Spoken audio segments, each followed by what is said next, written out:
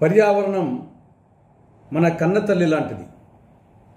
పర్యావరణాన్ని పరిరక్షించుకోవడం, కాపాడుకోవడం మనందరి బాధ్యత.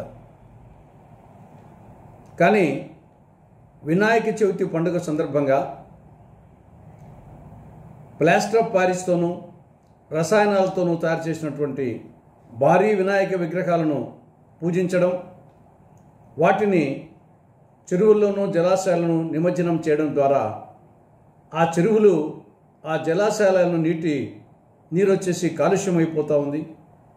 ఈ ప్లాస్టర్ ఆఫ్ ప్యారిస్ కరగదు, రసాయనాలు కలిసినందువలన మొత్తం జల కాలుష్యమై ఆ జలాశయాల్లో ఉండే చేపలు కానీ మిగతా జలచరాలు కానీ చనిపోతున్నాయి. ఆ నీరు త్రాగునీటికి సాగునీటికి పనికి రాకుండా పోతూ ఉంది.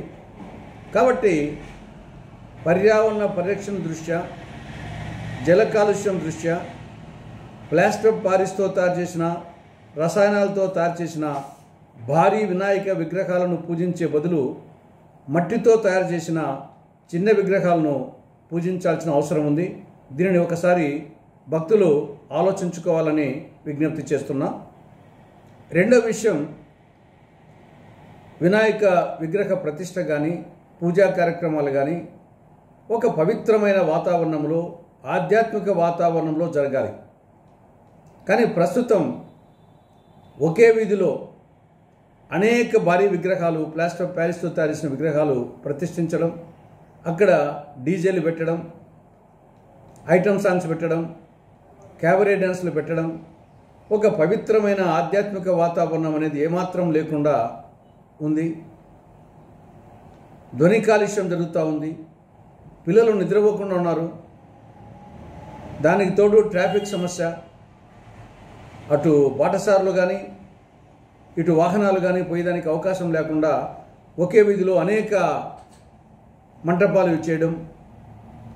కాబట్టి ట్రాఫిక్, దానికి తోడు పోటీలు పడి భారీ విగ్రహాలు వేలు ఖర్చు పెట్టి దానికోసం వల్ల బలవంతపు చందాలు వసూలు చేసి ఈ విధంగా జరుగుతూ ఉంది. కాబట్టి ఇది భక్తి అవసరమే, ఆధ్యాత్మిక వాతావరణం అవసరమే సమాజానికి. కానీ ఇది వెర్రితలలు వేస్తూ ఉంది. ఇది భక్తి కంటే ఏదో ఒక పూనకం వచ్చినట్లాగా వాళ్ళని చూసి వీళ్ళని చూసి వాళ్ళు భారీ విగ్రహాలు, ప్లాస్టర్ ఆఫ్ ప్యారిస్తో రంగురంగుల విగ్రహాలు పెట్టడము, అక్కడ డీజేలు పెట్టడము, ఇది చేస్తున్నారు. కాబట్టి ఒకసారి ప్రజలు పునరాలోచించాల్సిన సమయం ఆసన్నమైంది. ప్రభుత్వం నిబంధనలు కూడా ప్రజలు పాటించాలి.